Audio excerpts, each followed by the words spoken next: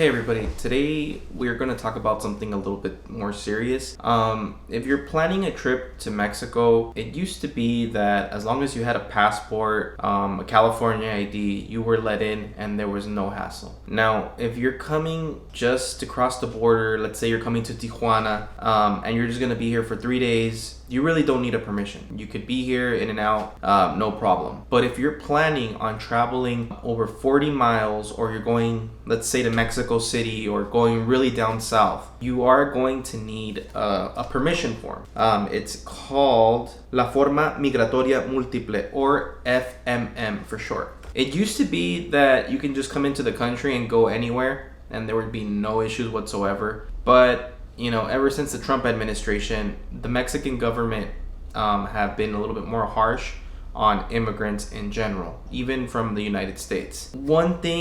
One consequence is if you don't get this form is that you could pay a fine. It could be anywhere from 500 pesos or higher, which is the equivalent to, I believe, $30. In a worst case scenario, you will be taken to a detention center, which was my experience.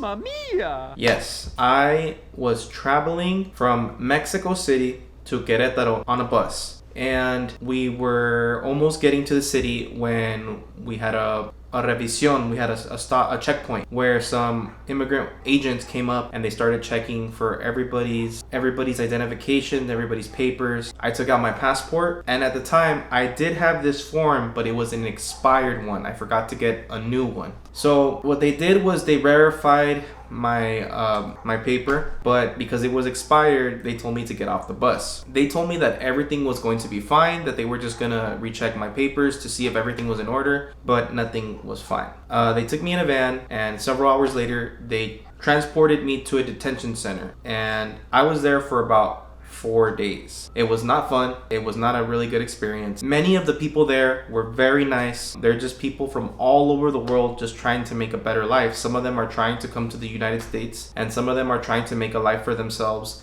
and provide for their families in Mexico. When at my time there was another Caucasian American man that I befriended.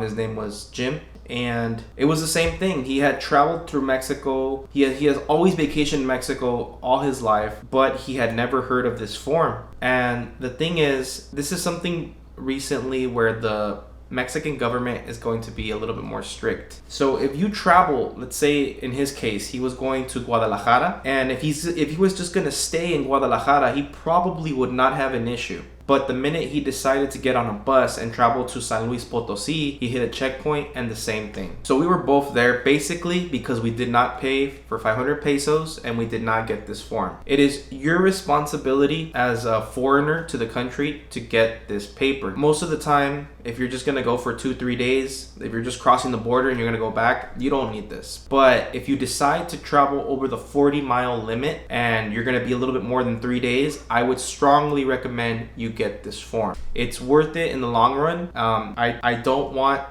for this to happen to anybody else, any foreigners, any Americans, or any other country. If you have a passport, get this form, fill it out. Pretty easy. Sometimes you can fill it out yourself online, or once you cross a border or you're at a Mexican airport, you can fill it out, or sometimes they even fill it out for you. But make sure you get it. It'll save you a lot of hassle in the end. The detention centers, the guards were very nice. The people in the office that processed my technically it wasn't a deportation, technically it was an assisted return.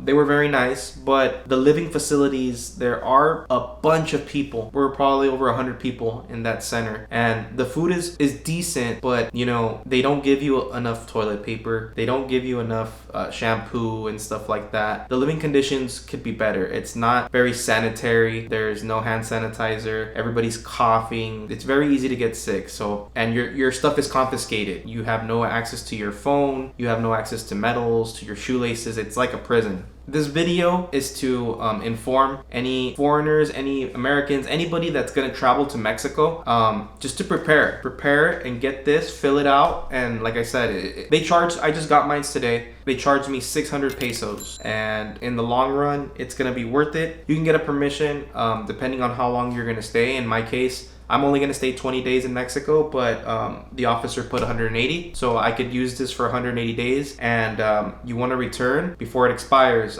If you ever get pulled over, if you ever get in some trouble, it's really good to have this because it shows that you have permission to be in the country. Otherwise, you can be taken advantage of and you can be taken to a detention center. So that's pretty much it. I really hope this video helps. I didn't really want to go into too much detail of my experience at the detention center. If you guys want to hear about that, I'll make a separate video. But I hope this video helps. It's pretty bad how the Mexican government is now treating foreigners. It's a little bit more strict.